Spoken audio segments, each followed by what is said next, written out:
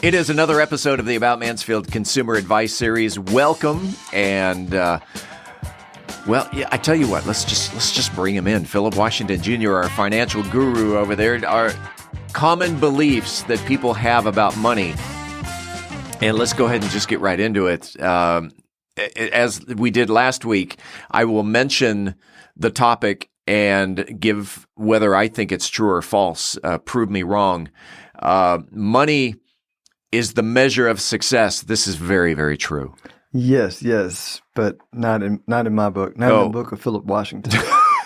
So it's not true. It's not true. So okay, explain. Here's the cool about measurements of success. Success, if you want it to be, can be society's definition of success.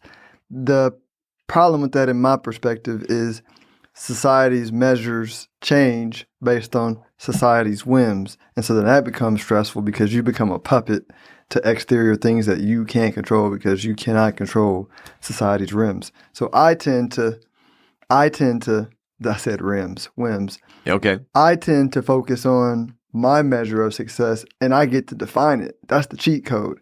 I get to, and by the way, like my measure can change based on like what I want it to be to make me feel good in the current moment.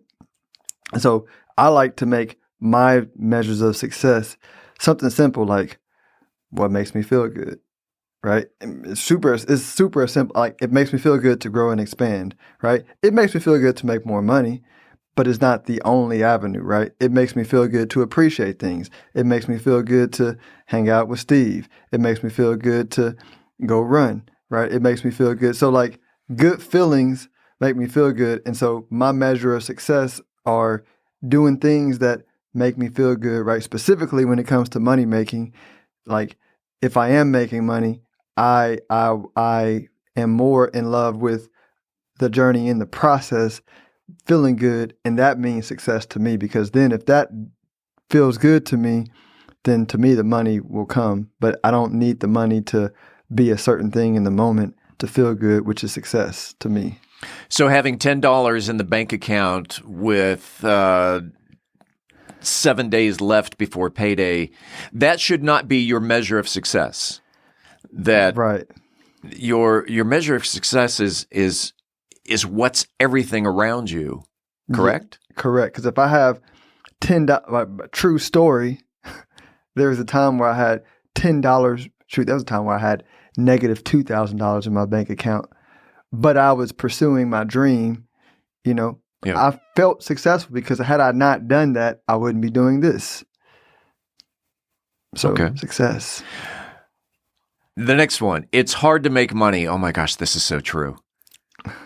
Is it not true? Come on. It's hard to make money. It's hard to make money. It's true if that's what you believe to be true. Okay. But the level of people, I like to use like Tim Ferriss as a perfect example. Like if you look at Tim Ferriss, who makes like a gazillion dollars a year, I don't know how much he makes, but he makes a lot of money. But he is very intentional about only doing things to make money that he loves to do, right? He's the author of 4 Hour Work Week. Yeah. But he literally makes millions of dollars a year, like recording 3 or 4 podcasts a month, right? And talking to people that he's only interested in talking to, right? And getting paid to do that. I mean, that's easy. That's the definition of easy money, right? Yeah, but he's Tim Ferriss. I'm not. But he has like the same blood cells that we do. Like he's made of the same carbon as we are, the same money. His mind works the same way. The only difference is his ability to be true to himself, or like what makes him feel good. And Tim Ferriss is not an isolated incident. There are, I like to call it like in what is it, Star Wars, the light and the dark, the Jedis and the dark side. When you look at money, people typically just assume people make money based on like their perspective, how people make money. But I'm like, no, there's Jedis and there's dark side. Meaning there's people that make money that makes them feel good and that's relaxed and that's easy. And there's people who don't, right? Like, is it 50-50? I don't really know. I'm just saying, go with the concept. I mean, there's lots of people that do things that make money that they feel good about. But we only think, since we value like struggle as a society, right? And if we're struggling, then we hate people who don't struggle, right? Just anybody who's making money and it's easy, they're not going to come out and be like, in their interview, they're going to be like, hey, how'd you, was your making your $1 million very hard? Oh man, yeah, I sacrificed, I struggled, I did this. Because if they didn't, people would be like, oh, he's a dick, he's arrogant. You know what I mean? Like so they just don't say that. They just leave that out and let you use your imagination on how the journey was. But it's a lot of people that make money in an easy way because they believe it should be easy, and they stick to that principle. Isn't the dark side called the Sith? Yeah, you probably know better than me. Yes. You got the Jedis and the Siths. So the Jedis and the Siths. Is that correct? I'm getting a yes. Okay. Yeah. Yes. Okay. We have a Star Wars aficionado. Yes. Don't call him a nerd. No, I'll call him an analyst. Okay. Yeah, they're called analysts. That's the technical definition of a nerd. Let's go to the next one. And this is so true. Money is limited, and there's not enough for everyone. Prove me wrong. Yes. Yeah. You saw me stop, right? Yeah. Yes, because I don't. Money's running out. The Bill Gateses of the world are hoarding all the money, and we're running out. That's if you believe that money is like green stuff, right? If you really, if you look at the money that's in the system and in the world right now, most of it is digital. Most of it is like code on a computer, ones and zeros. Yeah. That can be added to based on pushing a button. And that's like real. Like that's 100% true. So the majority of things that what we call money is like digital already. But money is what we believe it to be true. Like money, if you go do a study of money over different cultures, over as long as humans have been in existence, it's what we believe it to be true.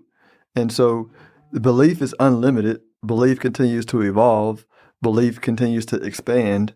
And so like if money is belief, right, then money can't be limited because belief can't be limited. It can be limited in the mind of a person. A person can be a limited thinker. What do they call that? A closed-minded person. Sure. Somebody, yeah, you can close your mind and that's going to limit your money. But if you have an open mind, right, that's the definition of a entrepreneur or a wealth builder, because they're open-minded and they attract money. Meaning you can take Elon Musk or anybody who's considered a great entrepreneur, and you put them in a system that's free, and they're gonna like be relatively wealthy, getting paid in whatever currency that they get paid in, because they have the ability to think wealth thoughts, think positively about economics, think positively about building wealth, think positively about creating value to a society, and with that comes like whatever we consider money in that period of time. And so check this out. If everybody in the world all at once was stripped of their money and then everyone was given $10,000, the current day entrepreneurs, the Bezos, the Musks, they would be down the line, again, the successful ones because of their mindset. Because your mindset is literally a magnet. Like how you feel about something attracts what you clothe your environment in. And so, yeah, you're right. 5 years, 7 years, 10 years, like in a period of time, more relative money is going to gradually attract to them. And those people are who feel good about money, they're going to increase the pie because they're going to think of new ways to bring more value, which attracts like more belief in a new society, which like increases the pie for like everybody, right? Including the pessimists. And money. All right. So the comment was money is limited. There's not enough for everyone. Money is not just the dollar bill, but you remember there was a story of a guy who started with a paperclip, and he traded, I'll give you my paper clip in exchange for, I don't know, this coffee cup. And then he took the coffee cup and says, I will exchange this coffee cup. I'll give you this coffee cup in exchange for, I don't know, this little radio. And then he took that little radio and said, I will give you this radio in exchange for Mr. Potato Head.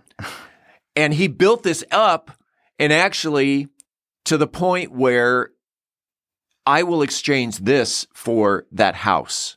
Mm. And essentially, he started with a paperclip and exchanged his way all the way up to a house. I like that. That's a pretty cool story.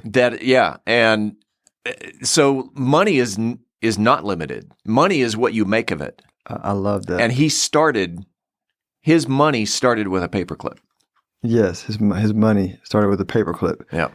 So which really, I'm gonna even add to that. His money started in his mind with his perspective of like what money was. Because I'm sure like before you told me the story, if I saw a paperclip, I'd be like, I can't buy a house with a paperclip.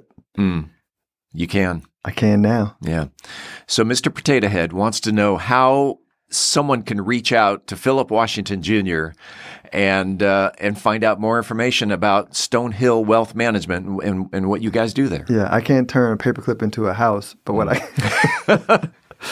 I can do is help you invest money to buy a house. So StonehillWealthManagement.com. Check us out. Home of the $500 financial plan in the current moment. Not a financial plan, an investment plan to help you get your investment portfolio aligned with your goals and values. We're heading into December next week, and that means it's the Christmas season, and we do this every week here on the podcast. Phillip, hope you and your family had a great Thanksgiving. We'll see you next week. You too. Thanks, Steve. We appreciate you listening to the About Mansfield Consumer Advice Series. By the way, if you own a business and you are interested in being a part of the Consumer Advice Series, if you have the knowledge to give information in 10-minute increments to the consumers, shoot me an email to info@aboutmansfield.com. Again, that is info@aboutmansfield.com. We'll tell you how we can get you all set up. Appreciate it. We do it again next week right here on the podcast.